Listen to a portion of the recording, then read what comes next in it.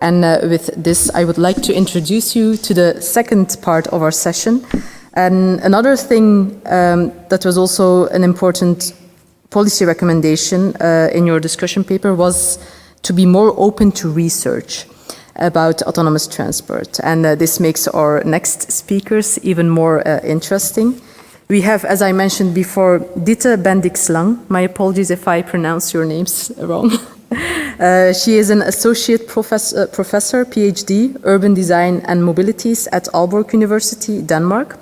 She researches place-based, human-centered sustainable mobility innovation. She is co-author of the book Mobilities Design, Urban Design for Mobile Situations.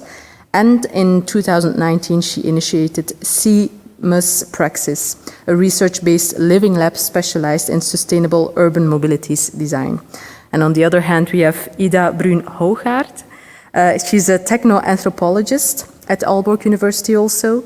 She specializes in ethnographic research on the relationships between humans and technologies within the field of science and technology studies. And currently she is assisting in researching the first automated buses operating in Denmark. And together they worked on their research paper that I mentioned before. Ditte and Ida, the floor is yours.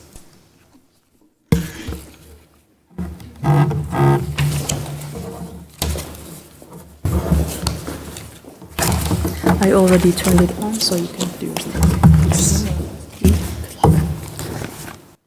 Thank you so much, Isen. Thank you for the invitation to be here. We're very happy about that, and not least very happy that we actually managed to travel here from Denmark. That's really lovely to be around people again, and indeed in an international setting. So thank you very much. You pronounced our names quite well. Thank you for that too. Yeah. Yeah. As Isen said, we'll present to you a research study that we did, and I will briefly do an introduction to it, and afterwards I'll give the word to Ida. We've done this study together, and then in the end I'll come back to the speaker's position here and do some conclusions on our study. So actually, I think we can take the clue from the keynote speaker just before this morning, Philip Christ, in sort of setting the scene for what it is that we are going to talk about here, because we've been actually asking some of the same questions that he was addressing. And one of them could be, if automation is the solution, then what is the problem?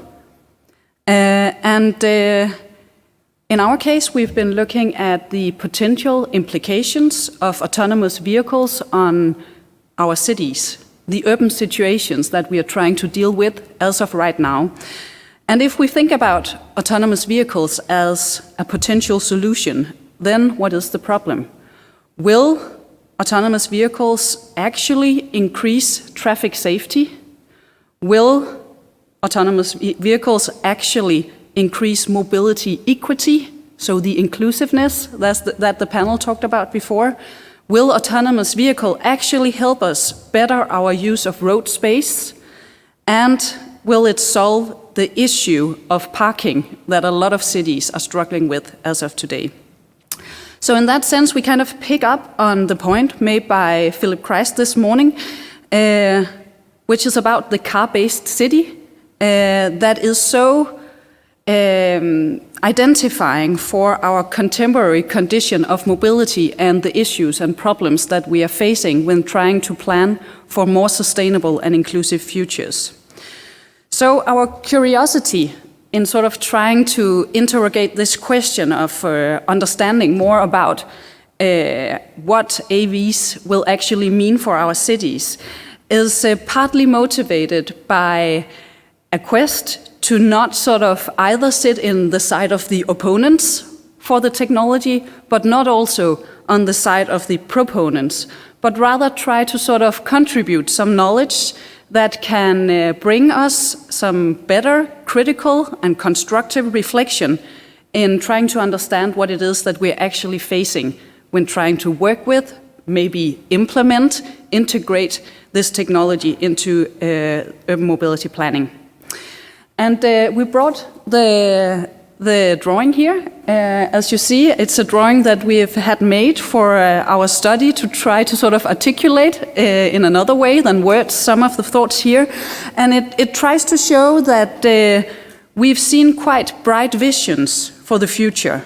Some seem to imagine a much better urban future with smart cars that can drive themselves. These are imaginaries that contain autonomous vehicles that roam the streets. People share them as part of a new urban mobility service. These are cities where safety is improved, where people have equal access to services, and where there's more room for pedestrians, cyclists, and green areas. So some of the many potentials are kind of unfolded in those visions. Similarly, though, we dare to say that scholars and professionals throughout the 1800s would see the bright advantages of the very first stages of small horseless carriages. So that's the drawing with the brownish colors here. Such a carriage would have no need for the smelly and demanding and noisy horses. Instead, they were self-moving, they were automobile. And with that image, I'll give the word to Ida to present really the body of our analysis here, and then I'll return when Ida is done. Yeah, thank you.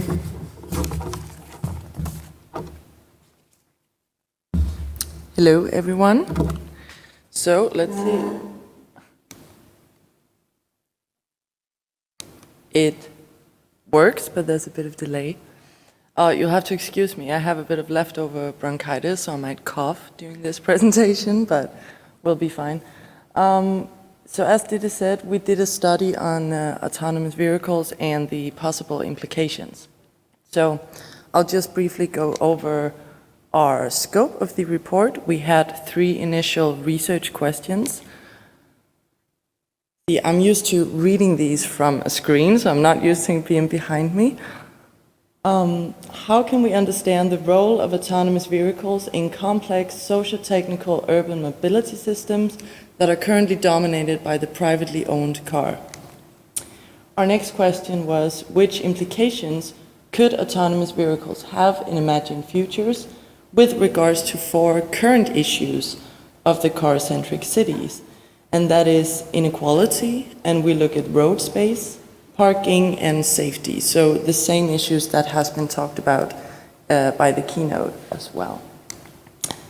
Our third question is how can planners, policymakers, and other actors approach autonomous vehicles in their consideration of both resolving current issues and supporting transitions towards future beneficial mobility systems?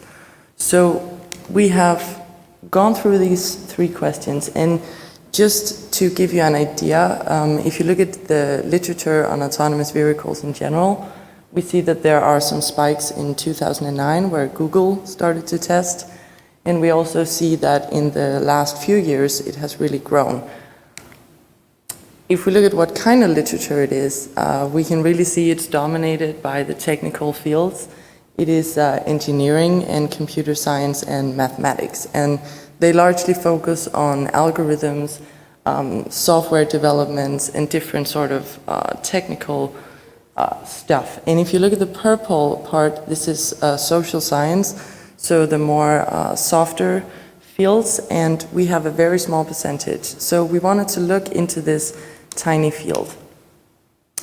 And with this, we wanted to look at the nuances that are. So we see very much there's a talk about impacts, like autonomous vehicles are coming and that they're impacting something. So we wanted to look more at the nuances and what is between these things, because we don't believe it's a one-way street, pun not intended. So we wanted to look at research that understands technology as part of society. So quickly to browse through our approach, we looked at 3 areas of interest within 2 large databases, and we wanted to look at autonomous vehicles, urban planning, and social matters of concern. So these are things like ethics, equality, and so on. And we got 300 results, and we narrowed those down to 30 interesting articles. So our report is based on more than 50 different kinds of research articles, because we re-expanded and included different books and grey literature that we also find interesting in this field. So, in this presentation we'll go through 3 different parts. I'll go through the first 2, and Dieter will take care of how we can approach autonomous vehicles and talk about it on a more discussing level. So, initially we wanted to look at how did we get here. So, we've already talked about the car being a huge dominator in the cities. So, one of our key points is that it's a system.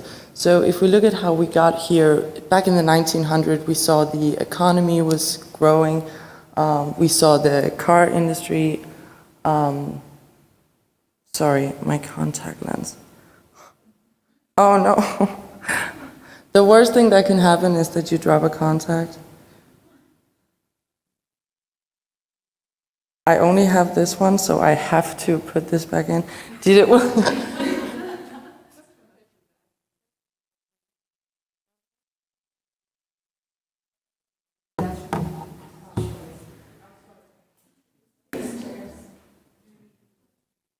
I hope it's okay, we just take a 2-minute break here. Good.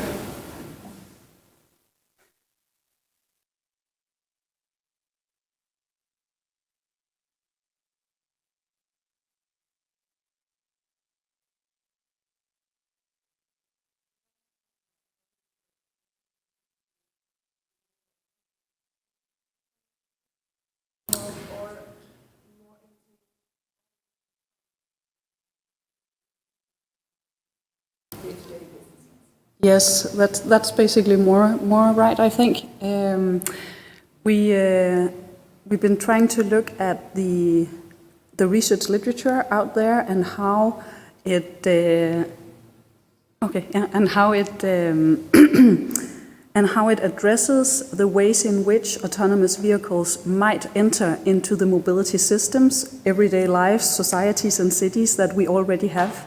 And we've isolated 4 issues that we looked upon.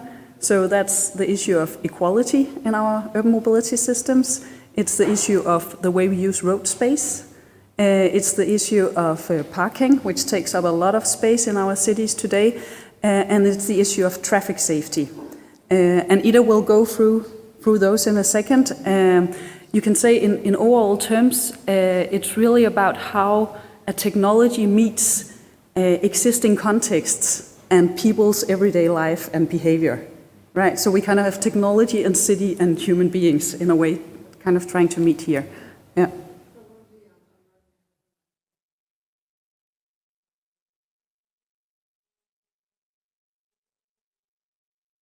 Yes, we did, but it's not part of this presentation, but we have we're doing research on the first test with autonomous shuttle buses in Denmark, which is actually in Aalborg, where our university is located. They are testing, it's a public-private partnership between the Danish company Holo and the municipality or the city of Aalborg, and we are part of that also as a research partner. And they've been testing a small autonomous shuttle on a 2.1 kilometer long pathway, which before actually was only for cyclists and pedestrians. So that's also part of why they got the permission. In Denmark, the regulations are quite strict around this, so they weren't allowed to put it into mixed traffic with cars.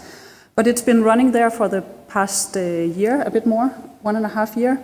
But of course, with the serious interruptions from COVID-19, we have to say, yeah. Are you okay, Ida? Yeah, I'm okay. I think I have an idea to fix the issue. Okay, so I can also... Yeah, so the problem is my eyes are looking that way and my contacts don't like that. So I will just be standing like this and you can appreciate the side of my face.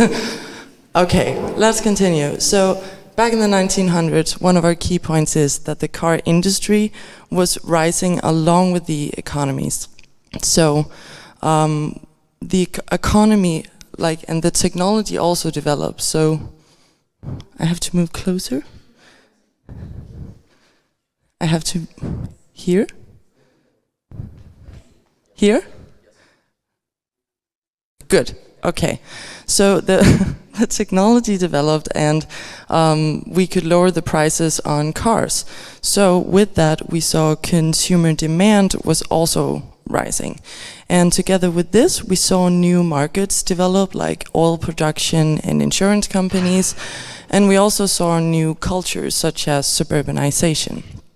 So we needed new infrastructure for these cars. We needed to move pedestrians away from the streets as well, and make room for these cars. So we rebuilt the cities, and we made new regulations and so on. So our point is that all of these things, they co-developed and they co-evolved. So if we look at how when we built more infrastructure, and more infrastructure for cars means that consumer demand was rising. We saw the markets were growing, and then the economies and so on. So this entire system is co-evolving. It's influencing each other. And with this, our point is that we have to look at the car regime. We have to look at the entire system surrounding the car. So we can't just look at the car itself, we have to look at the system around it. And the system is all of these things that I just mentioned. So these exist together in what we call lock-ins, meaning that if one changes, it influences all the rest. So when we have, I need to mention that this is only one in various regimes of mobility. We also have the public transport regime, and the active transport regime, and so on. And these also co-evolve, and they develop, and they influence each other.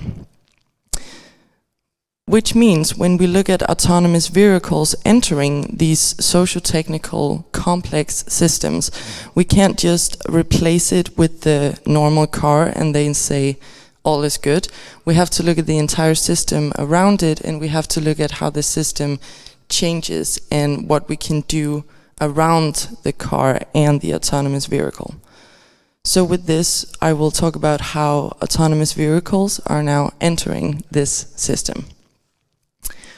So if we look at architect and urban planner David Rouse, he describes two imagined futures with autonomous vehicles. He says we have the utopian scenario where autonomous vehicles are these nice electric, and they're shared, and it would lead to fewer cars on our roads and more walking and more biking, and all is good in this scenario. And then he says we have the dystopian scenario where autonomous vehicles are these gasoline-powered zombie cars roaming around the streets. They're empty. It would lead to less walking, less biking, horrible cities, more urban sprawl, very horrible scenario. His key point is that reality will probably not be these two, but most likely somewhere in between. Something will go wrong and something will go right. So with this, we see in the literature, and we also in this entire conference, when we look at autonomous vehicles, we see that there are some common assumptions that they will be shared, that they will be electric, and that they will be connected. So this is the face. So these are common assumptions, and a lot of people, when they write about autonomous vehicles, they will say, when we look at shared electric vehicles in the future. So a lot of people don't really consider whether or not they will even be these things. So we would like to point out that these three things in themselves require large systemic changes, as is the point of this conference as well. If we, for example, just look at electric vehicles, we know that they have been available since 1896. We don't need the technology here. We have known how to do this for quite some time. And between 19 and 1912, 1/3 of vehicles in the US were already electric. So back then, they did a much better job than we're doing today. Today, only 1% of cars in the world are electric. And this is despite the fact that everyone, I think, can agree that we want electric vehicles. So why is this? We need purchase subsidies, we need charging stations, we need the infrastructure, and we need the oil and battery prices to make sense. We need range and efficiency in the cars themselves, and we need consumer demand. We need a lot more, but these are some of the things, and our point is, these are systemic changes. This is not about changing the car from being what it is to being electric. This is about looking at the entire system surrounding the car. So with this, we like to ask, will autonomous vehicles even be shared? Will they be electric? And will they be connected? We also ask, will they be in demand? Will they benefit equality? Will they be accessible? And so on. So we ask a lot of questions. We ask, what if they're not? And would it even help if they are? So we look at the 4 current issues of the car regime, or 4 issues that we have right now, one of them being social inequalities within the car system. So a lot of places there are limited accessibilities to jobs and services if you do not own a car. A lot of other places it is a prestige to own a car, and there's this sort of losers take the bus mentality. And also we see priorities of space and time is not very well distributed. A pedestrian only has a certain amount of time to cross the road before the sign goes red, and yeah. So there's a lot of inequality in terms of space and time given to different mobilities. So one of the utopian scenarios with autonomous vehicles are that they can help us with this issue. The hope is that they can provide more accessibility for non-drivers. So this is like children, elderly, people with a disability. There's another hope that they can create equal mobility levels in general, and also that there is less status of owning a car if we have shared mobility, so that it is no longer a special thing to own a car. However, when we also look at the nuances that there is with these utopian scenarios, we see that researchers Sparrow and Howard, these guys, read them, they point out that, or they speculate whether autonomous vehicles could actually lead to a new market in mobility. So by this, they give this great example. They say, imagine you're in your autonomous vehicle and you're minding your own business, your car is driving on the road, and all of a sudden your car pulls over, and you don't know why. It just pulls to the side and stops. And to your right, you see a more expensive autonomous vehicle drive past you.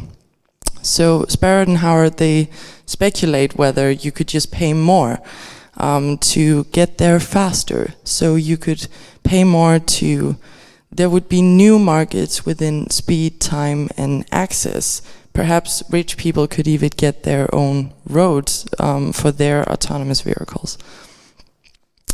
So they also, this is a privatization of roads. We also find it relevant to ask, would we even change the current prioritizations if we have autonomous vehicles? How would that change? Would we give more space for pedestrians and cyclists? So we also looked at space inequalities. It was also mentioned by the keynote. We see that there's a researcher called Michael Schell, and he found that in a city like Berlin, 78% of mobility space is allocated just for cars.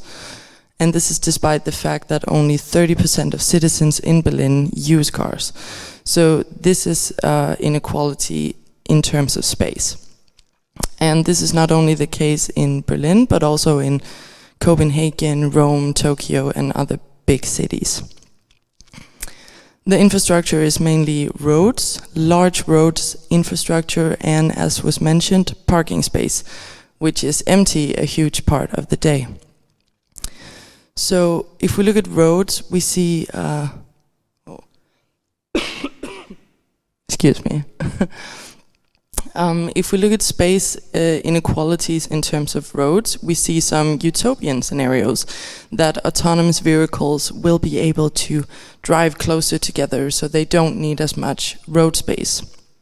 We also hope for more efficient traffic with autonomous vehicles and no need for traffic lights or signs because autonomous vehicles will be connected so they don't need all these things. However, when we look at the nuances once again,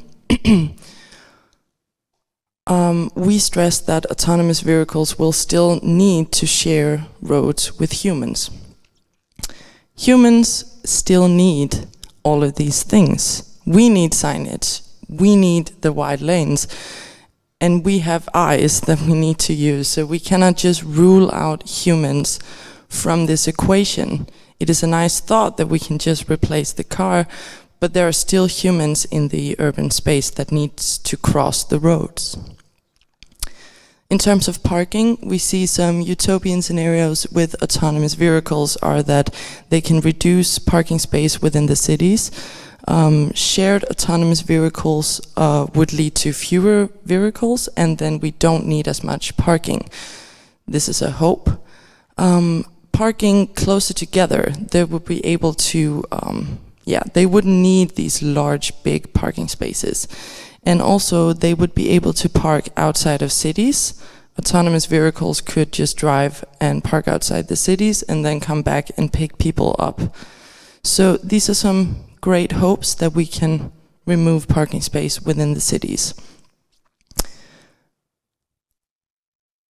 However, we also found researchers who looked at this and said, well, it's a nice idea that autonomous vehicles could just park outside the cities and then we'll have all this new space.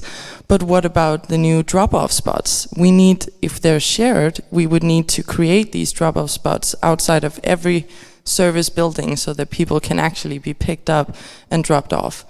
We also need parking space for non-autonomous vehicles in a transition stage, because we won't just say from one day to the other that now we have only autonomous vehicles.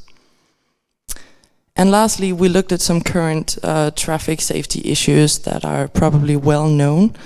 1.35 million people die each year in car crashes. So this is a huge number. We also see that 26% of these deaths are pedestrians and cyclists. So these are people who are not even benefiting from owning a car or driving the cars themselves. And we know that it's the leading cause of death of children worldwide.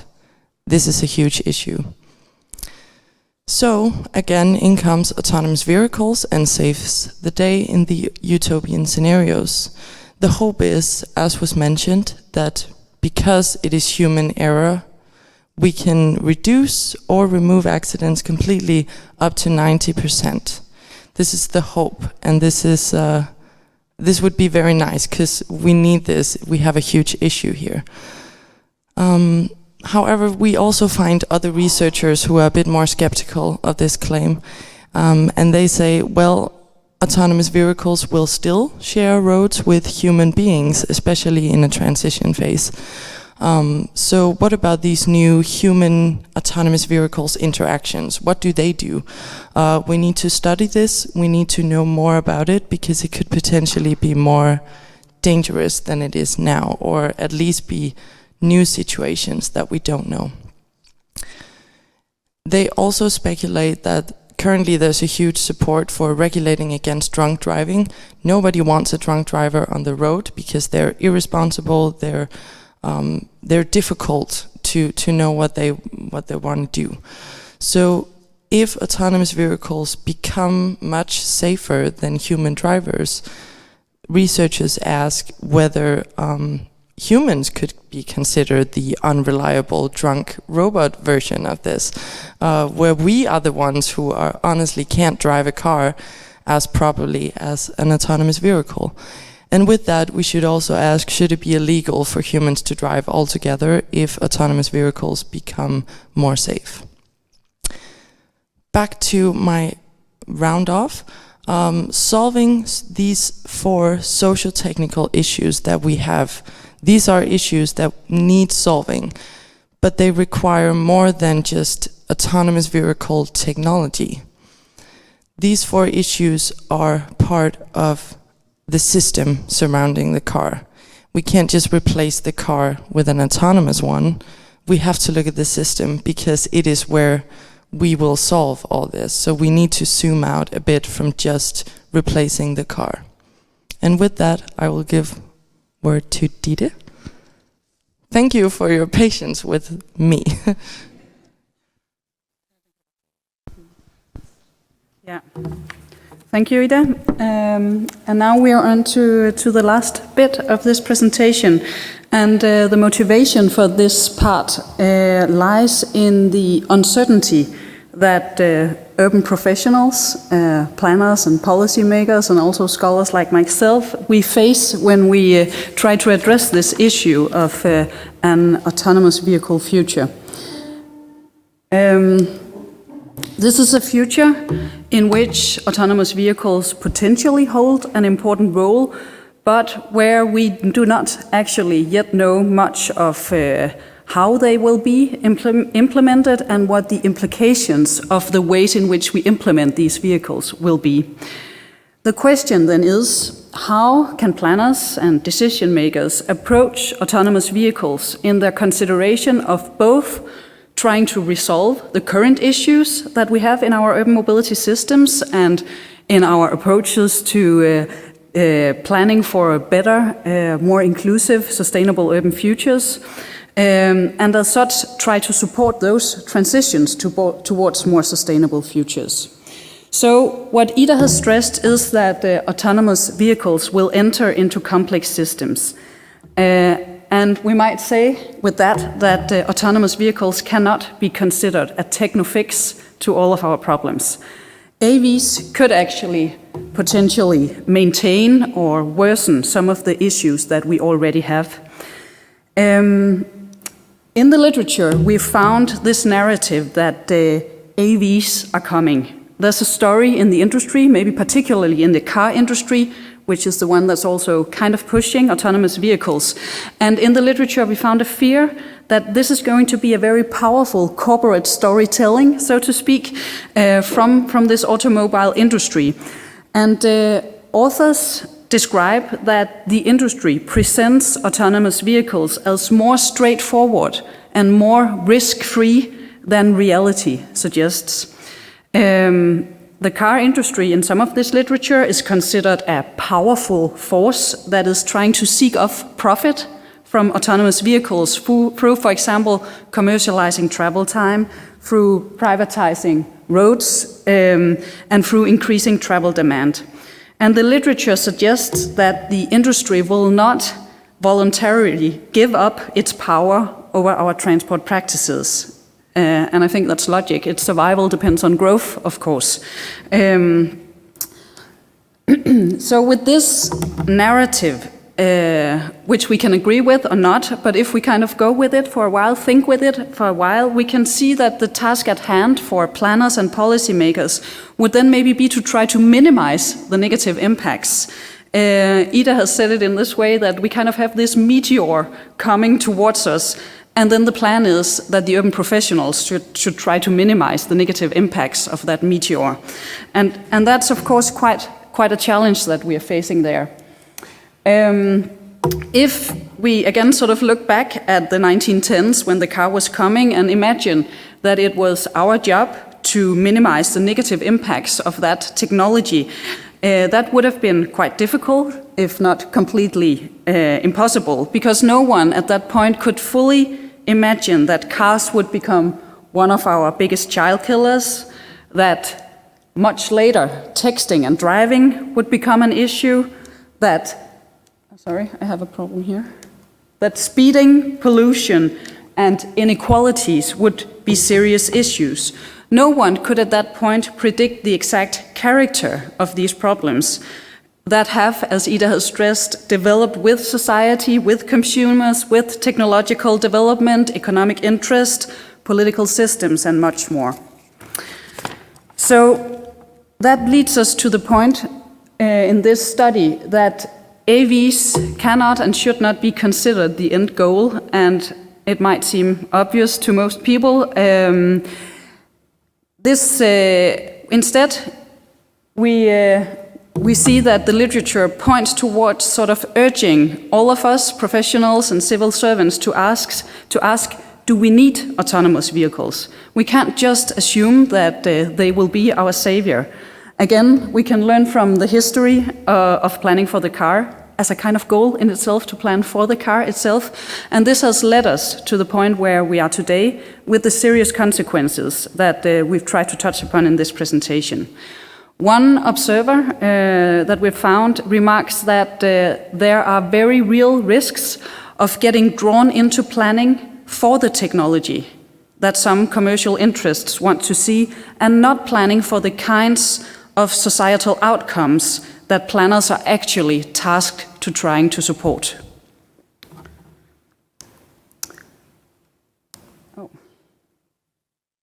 Okay. However, those we do not maybe consider autonomous vehicles as the end goal, we should also discuss to which extent they can be considered the means towards a goal. And I just briefly want to draw one particular researcher to the front here, and that's the British scholar Jack Stilgo. He's a researcher within the field called Science and Technology Studies, and he reminds us to ask, what do we want autonomous vehicles to be? If we are considering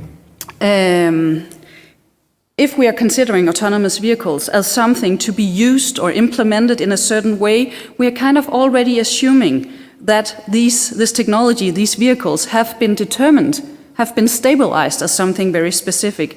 But Stilgo's point is that technologies are not predetermined. They are not stabilized, not until they interact with you and me, with society, with people, and with contexts.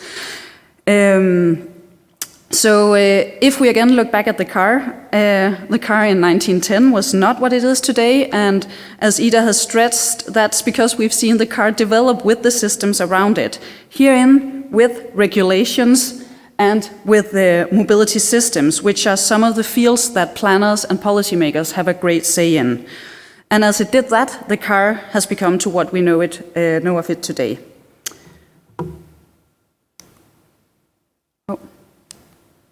So, AVs are not defined, and therefore we can't really say what they are yet. They have not entered the system. They have not co-developed with all of the things around them. And what will happen then? How do these AVs potentially get stabilized, get defined? Maybe it depends on what will actually be prioritized in the future. What will be the major issues and the major challenges and possibilities guiding how we potentially work with autonomous vehicles, and in more general, how we work with the planning for urban mobility in the future. Our priorities might change in the coming 10 or 20 or 30 years. We don't really know what will be the conditions for the mobility of the future. Yeah. What will change in the future? Economies, systems, jobs, what will they look like? Technological development is not limited to autonomous vehicles. What will happen on the technological side with implications for autonomous vehicles? How will consumer needs and consumer preferences develop? How will our cultures look like? How will we work, shop? How will we live? And so forth. There's a host of uncertainties, possibilities, challenging issues out there. An example of how we actually know very little of this is COVID-19. COVID-19 has changed All of these things within a glimpse of an eye, and no one was really prepared for that to happen. So the key point here is that we can't always predict what will happen. We can maybe adjust the sails, but we can't really control the winds. So how does that leave us? How do we then discuss and work with AVs? In conclusion, we'll stress that with this study, we've been examining how technology should be considered as socio-technical. That means it's of course technical, but it's not technical alone. It's for sure something that happens and has implications beyond engineering, beyond computer science and calculations. Those are really important fields, but we need to also address and understand the social side of this. We need to understand the cultures, the systems that are part of urban mobility and potentially of autonomous vehicles. And that's really a call for interdisciplinary and multi-stakeholder thinking. Policies, regulation and governance will probably be crucial. And this is also so because we are challenging an established regime, the car dependency that we've seen develop over the past 100 years. And now these logins of the car regime are being challenged, and that's not an easy thing to do. We've also, in this study, seen that a transition requires more than autonomous vehicle technology. We have to look at the system and at the complexity in which the individual technology is embedded. We've also to expect new challenges to arrive that perhaps nobody really knows of today. We can speculate, but no one can really predict what will happen. And we need to be critical of the assumptions that are out there. We can't assume and take for granted that AVs will be electric or that they will be shared. There's work to be done to get to realizing those scenarios. If car-free cities or car-light cities or the 15-minute city or what we call it is the goal, then we may be forced to look beyond the four-wheel vehicle. And by that we mean that future mobility systems may integrate many forms of mobility. We may imagine much more multimodal futures in which the four-wheel vehicle does not have the priority that we see today. For the last 100 years, we've been trying to rethink the car to make it safer, faster, more efficient, cheaper, to try to deal with its environmental impacts, to make it automated, convenient, electric. We've been trying to do all of this to the car itself. But one of our key points here today is that maybe we should start rethinking our mobility systems instead. As Ida said earlier, the car regime does not only involve the car, it involves everything around it. And if we look beyond the car, we see mobility systems of people moving around. And all of these things, making mobility safer, faster, more convenient, efficient and cheaper, those things we may try to get through working with systems of mobility instead of with the thing and the technology only. We need mobility systems that generate mobility for all, systems that are accessible, that provide better and more equal space distribution. We need equal safety levels, we need to protect the children, we need wealth equality. In short, we need to consider these social matters of concern in the development of mobility. And even when we do succeed in this, we hear, as the second last slide, bring a warning from the American scholar and professor Mimi Scheller, mobility scholar. She writes that no matter what we succeed at, there will still be consequences that we need to equip ourselves to be ready to deal with.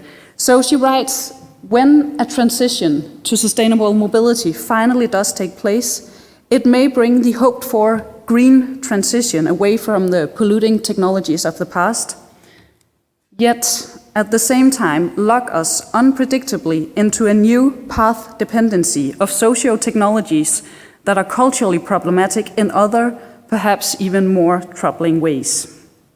So no matter what the technology is, no matter how great it seems or actually is, we have to understand that it will develop with society into something we cannot possibly predict exactly.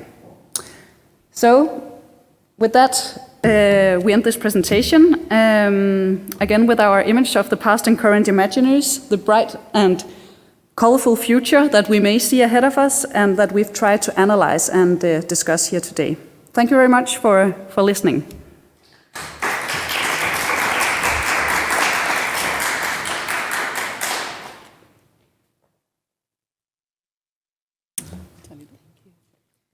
Thank you, Dita and Ida, for your presentation of your research. It was very interesting, and I think we can go on to our Q&A. And I put my glasses on, so that means it's getting serious. Let's start with, maybe I can get my laptop, an online question, if there's an online question. Okay, I see Richard Ling. He is asking if there is any evidence of AVs being likely to disrupt attitudes to sharing. Who would like to answer that? Yes. Is there evidence of AVs being likely to disrupt attitudes to sharing? The impact of AVs on, the starting attitudes of sharing cars, the shared mobility system. Is there any possible theories about AVs disrupting them, so having like a negative impact on that? Like, for instance, when Tesla would overnight put a software on all its Tesla's cars that they will drive autonomous, and these cars would be possible to being the autonomous Ubers. And can you imagine that every car manufacturer would do a thing like this? Then we would have like a lot of zombie car sharing cars throughout our cities. Mm-hmm. And of course then it's the question, is it this that we want, and how this will be a great disruptor mm-hmm. of our spatial space. So yeah, it's possible that we can go in the wrong direction, even with car sharing. If the commercial manufacturers can take over in quite an easy way, mm-hmm. yeah, it can. And related to that, because you were talking about, the private cars who are mainly like in America, that is quite promoted, and in Russia too. Let's say that the private car will be the private autonomous car will be the main thing. Will it be something that is preserved of the rich, or how do you see the economic impacts of that? Well, if you have this example that I was giving, like the Tesla owners, they paid like a lot of money for their cars. So if there will be a possibility that in the end these cars can go around and become like robo-taxis, for instance, they can earn money for Tesla, or they can also earn money for themselves in that way. And yeah, there will be like a new commercial system based on autonomous vehicles, but also based on, it's a kind of car sharing, but it's not exactly the car sharing that we are thinking about now. So it's possible that it will cause disruptors in our systems. Yes, of course. I'm going to give you. He's going to give you the microphone. It's for the online attendees, so they can hear. The question you received about attitude towards AVs also depends on the general attitude towards technology. Mm-hmm. If there is trust in technology, you could probably expect also trust in AVs. They are packed with sensors, with a lot of chips. They're packed with software, and I think it depends on the general experience with these kind of systems, and it will have changed the past year and a half because we became more dependent on technology. But a lot of people have experienced this also as a threat, mm-hmm. because we've seen more cases of fraud and phishing and all kinds of things. So I think mm-hmm. this goes in sync with each other. And I would thank you for your input. I will come back to the seeing technology as a threat. It's a very interesting thing. You wanted to add something, Ditte? Yeah, thank you.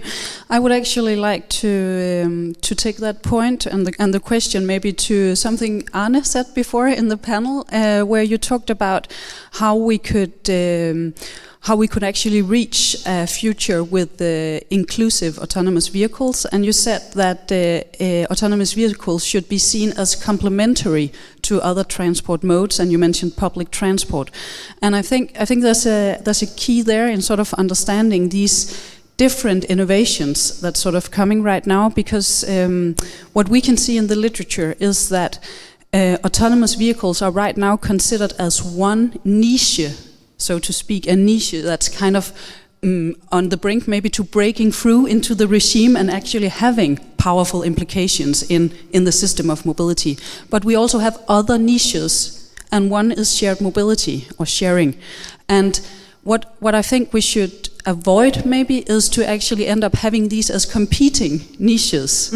Yeah, but instead try to sort of understand them as working together towards a more sustainable future. And that's again kind of that systemic approach that we are trying to unfold here. And I think that would sort of go very well into what you said, Anna, about AVs as seen as complementary to other transport modes, and they shouldn't reduce public transport, for example. We should also say that they shouldn't compete directly with shared mobility, but rather try to sort of bring the benefits of these various niches together in reaching the future that we want to. Okay, thank you. And one thing about, to come back to the seeing technology as a threat, 5G is also one thing that is often linked to autonomous transport. And I'm asking myself sometimes, like, how should we see that? Like, because you said in your research that these vehicles will share roads with human beings, but at current situation shows that these vehicles, these automated shuttles, stop for every little movement. How can we make human beings more visible for this technology? Should we is there a dystopian scenario script where we can see passengers walking around with a 5G jacket to be just more visible for these shuttles, or do you have an opinion on that? Great. I'm liking this. The thing is, we basically all have smartphones. So that makes us also visible. That's one aspect. A lot of people also wear smartwatches or Fitbits or things like that. So these are chips, these are interconnection or connecting devices. And as far as I remember, there. I've been out of the AV business a little bit, but there's been talk about is it either that protocol we use for connecting all the cars, or is another protocol we use for connecting all the cars? 5G it was a flavor of 5G at the base, but soon enough we will all be using 5G. So perhaps there are more interoperabilities between all these devices. Who knows? I mean, it sounds like image recognition is going to be a huge part in that, but I feel like these questions are more in how do we implement autonomous vehicles, where we're more in the should we at all. Yes. So I think, it's mostly speculation. Yeah. I also just want to add to that, since I think what we see in the study that we really haven't presented here today, but that we briefly talked about when you were out, Ida, which is the test with an autonomous shuttle bus in Denmark that we've been studying, and actually just yesterday, before we came here, we visited the next test that we have in Denmark, which is in Copenhagen, and saw some of the same patterns. So I just want to say a bit about that, because I think it can also be interesting here. And what we see, I think, in general, is that one thing is, of course, the state of the technology, or the maturity of the technology. What is it that we actually have now? What is it able to do, and so forth? But another thing that we see is what we could maybe call the context, the physical context, that durable, heavy solid thing out there that the technology should work in. It does not. I mean, it's not a vacuum. It's not a mathematical space. It's actual places, right? And that's of course the city in which it should land, the traffic mix where it should work, and the problems. I also think that it should help us try to solve, and the urban future that it should help us try to create, and that's really a complex situation. And as you said, we see those vehicles stopping for a leaf that's falling. Yeah, and that will be a problem in the fall now. Yeah, we saw that several times yesterday. And then another thing is the way people actually use, approach, or contest the technology. And we've also seen that in our studies. For example, in Aalborg, where we've done a lot of ethnographic research on the shuttle bus, we've seen a lot of children, we could call it teasing the vehicle, testing out all sorts of behavior. What happens if I do this or that, and so forth. And maybe that's just interesting in the beginning, to do something like that, but still there's something going on there, because what would happen in a future where we have autonomous vehicles roaming the streets, but where I, as a pedestrian, would be able to actually stop the entire traffic just by stepping out on the road, right? So what are those complexities that actually turn up once we put human behavior into the mix? And we think those questions are indeed interesting to address as well in this. Okay, thank you. Are there any questions from the attendees here? No, then yes. Microphone. Sorry, I was Just here. a second. We're gonna get you the microphone. No problem. It's better. Okay. In your expert opinion, taking AVs forward, it will be a matter of cooperation between companies, universities, and of course government. Who should take the lead in that, in getting AVs really into our streets? Who should take the lead, and why? I think we have focused a lot on, you mentioned it, the narrative that either you're fully supporting autonomous vehicles or you're a bit afraid of it.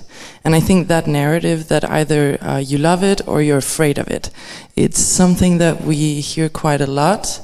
And I think it simplifies the situation, because if we want... I'm sorry, what did you just mention about who should take the lead, right?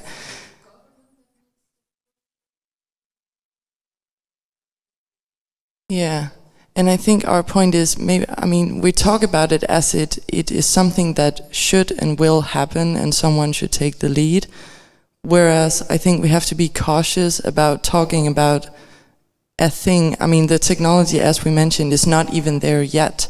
We're talking about a fictional idea of a future that is maybe 30, 40 years ahead. So I understand there is a need for someone to take the lead, but I think we also need to discuss whether a lead should be taken or whether we should know more before anyone does anything. That's the be cautious or do something. So, and that's exactly what we are saying in our paper. The government cannot just stand aside and do nothing. So what we really want is, because we do not want to have a next scenario like what happened to the car standard cities that we have now. So it's really important that all the stakeholders and also the government are working together. Otherwise it will be the commercial market who will decide where we will go, and I'm not sure that's the way we want to go. So in our paper what we want is we want to push it in the direction of inclusivity and sustainability, and that's, I think, the role that the government has to play here. Mm-hmm. And that is also something that can be seen without also the autonomous transport, like inclusivity and sustainability. Those are two things that we should already aim for without the new technology already. Do you agree on that? Yeah. Question here. Yes? Please. Thank you. Do you think AVs will have an impact on the travel time budget? And if so, isn't there a risk AVs will result in an even more car-centric society with people doing longer commutes, having a spatial planning that's even worse than today? Yes, there is a risk. Yeah, that is the short answer, definitely. I think that would basically be the main message of much of the critical literature that we found, that there's a risk that a straightforward way of going along with the commercial interests of AVs will actually just produce more car dependency, because that's sort of the immediate economic interest of the car industry. And in that sense, I think who should take the lead? We briefly referred to the narrative of autonomous vehicles is coming, and then urban professionals have to mitigate the impacts or minimize the negative impacts. And maybe there's something about that we need to try to equip also public authorities to actually deal with the complexities of this. And I'm not saying to be afraid of it or step away from it, but rather to sort of actually gain the knowledge and gain the tools to go into these discussions and this potential transition with also a clarity of the potential consequences that might happen. And that would certainly be the biggest one of those, I think, that we see in the literature. Okay, thank you. Yes, one more question. I'm just wondering if our policymakers can be fast enough to react, because I think the industry will take the lead no matter what. But the example with ESA, that's a technology that already exists for 30 years, and it's just now that it's made mandatory. So 30 years, if you wait 30 years, the industry will have taken over all the AV infrastructure. It will be there, and then the government will be too late. So I encourage your idea of educating governments, because if not, they will be run over by the industry.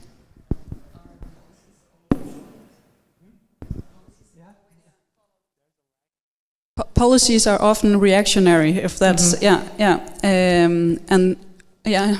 maybe they shouldn't. And I think actually the keynote earlier on, he said that we need to move from the old paradigm that we know as predict and provide.